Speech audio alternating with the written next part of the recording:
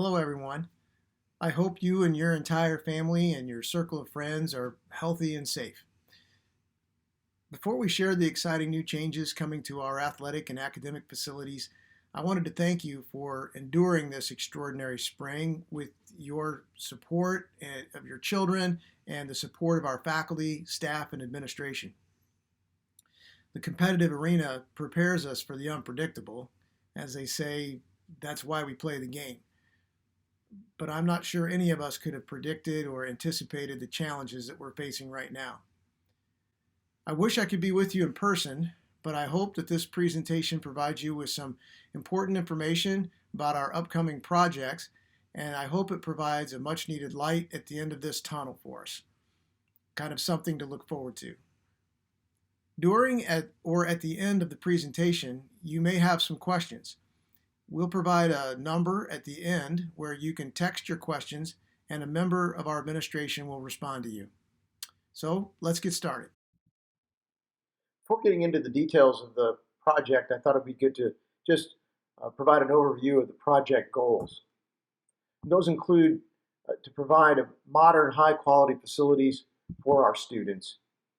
We know we need to address the tennis courts, which many of you know have outlived their useful life.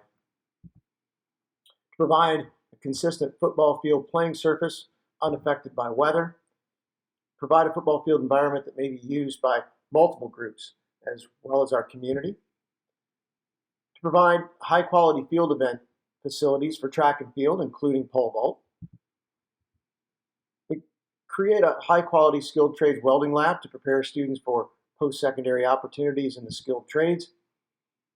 And staying within the long-standing goals of Lebanon Community Schools' budgetary goals to avoid adversely affecting our taxpayers. One of the questions we always receive too when we're embarking on a project is the timing of the project, and that's certainly understandable. At the forefront of the answers to this question is the fact that this is a good time in the LCSC from a school budget perspective. The overall assessed valuation of properties located within Lebanon Community Schools boundaries has steadily increased over recent years. The increasing value of properties has a positive impact on the overall tax rate. In fact, our certified 2020 school tax rate dropped significantly compared to our 2019 tax rate. Our district's overall low amount of existing debt, our retiring debt, and increased property values allows us to be in a position of paying for this bond over just a 2-year period of time. As mentioned earlier, we're going to also add some instructional space in addition to our athletic spaces. So I thought I'd just take a moment to share with you just a picture of where the new welding lab will be located. As you can see, it's adjacent to the current welding lab. We visited several locations, and Mr. Gardini was very instrumental in those visits and preparing a lot of great goals for the project for the students and providing the best possible equipment. This is just an architect's rendering of what the inside of the lab may look like. This is a growing program for Lebanon Community Schools. We are very proud of that program. It's a skilled trades, and those trades are in very high demand right now. We are able to take advantage of our partnerships with our community with folks such as ATP Welding and Hendrickson. They'll be assisting us with purchasing the welding equipment and being able to be mindful of our budget. And we thank them for their involvement in the project. We're going to be maximizing our instructional space for other agricultural classes and skilled trades as those needs arise. And we're adding over 2,700 square feet of additional instructional space to Lebanon High School. Now we'll take a moment to take a look at our tennis court complex. As we mentioned before, we know that our current courts have outlived their useful life. We need a long-term solution to the tennis courts. All courts should be accessible by all spectators. Coaches access to the student athletes is a need as well. And something that our spectators and public may not see, our electrical system and our lighting system to the courts is also outdated. So this is a picture of the new configuration of the tennis court complex. You'll immediately see that we've combined the current set of 3 courts to the north and joined them with the current 6-court configuration. This will assist with accessibility of the courts by spectators as well as coaches. The project calls for completely new courts. This is not a resurfacing project. New latex surface will be added to the new court surface, and striping, new posts and nets, new electrical service, as I mentioned, to the courts, as the old system is outdated. Outlets will be located at each of the courts, or accessible by each of the courts for things such as ball machines or other needs that may arise. The drainage for the courts complex will now be handled by a shallow detention area that will be located approximately at the location of the current 3 north courts. New fencing will be installed, new concrete sidewalks connecting all of the courts, wide enough for bleachers, and new LED lighting will be installed as well at the complex. As mentioned earlier, we're going to be using what's called a post-tension concrete surface for the new courts. Post-tension concrete is used widely across the nation. It has not been used a great deal in Indiana just yet. The technology of post-tension concrete uses the same process as is used in construction of walls for buildings such as high-rise buildings.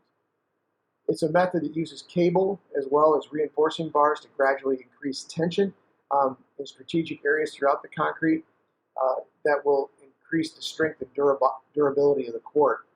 This will cause the material to be resistant to cracking over time.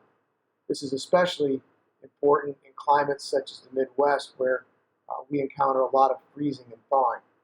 Unlike asphalt, which is layered, it resists pitting and dips that retain water and then can become cracks later.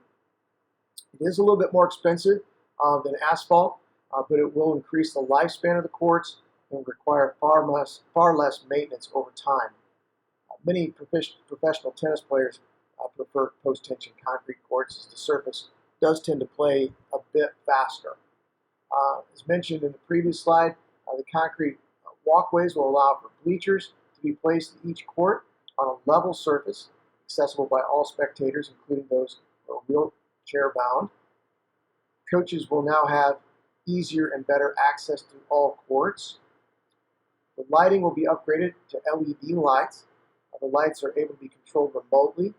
Also, the court lights may now be controlled for time, making the lights impossibly to be turned on after a certain time in the evening. As many of you know, the drainage is a concern in this area. The new drainage, as part of this project, is moving water away from the courts, away from the playing surfaces, to the detention area. This is a very shallow area, and most times will just be viewed as a lawn. It's not a pond that would typically have standing water. Let me note also that we will be mindful of the need to preserve the Bethany Moore Memorial. That will be included in the design of the project as well. And we have had some questions about parking. Parking is not part of this particular project. We will likely resurface that area soon. We will have to do some striping to make sure that we have the handicap accessible spots designated near the ramp to the tennis courts. Now we'll take a second to look at our new football field area, synthetic turf on the football field. The turf will be installed by the Moats Group, which is headquartered in the Cincinnati-Dayton area. I'll provide some more information on the Moats Group later. The turf is what is called a split film design. This construction is the most durable and suitable for a multi-use field such as ours. Our field will be used by groups other than the football team, such as the marching band. It's not more expensive than other options, but it is the most appropriate for our use. This is the same synthetic grass surface that is used at Lucas Oil Stadium. So if you've ever had an opportunity to walk on the Colts field, this is the same grass. They do not have a shock pad, but it is the same grass that's used on Lucas Oil Stadium field. We are installing a shock pad as part of this project. The shock pad helps stabilize the impact rating of the surface. In addition to maintaining that impact rating more consistently, it also tends to prolong the lifespan of the surface. New scoreboard will be included in this project, as well as new delay of game clocks. New pole vault area will be added to the field events. The absence of the pole vault has been a major issue impacting our ability to host track and field meets. New long jump area will be added to the south end of the stadium, allowing for jumps to take place in 2 directions. New asphalt area will replace the grass area on the south end of the field as well, and will improve the high jump area. We are providing new electrical service to the entire complex and providing water service to both football sideline areas. And not part of the bond project, but through district existing capital funds, new lighting will also be installed at the football field.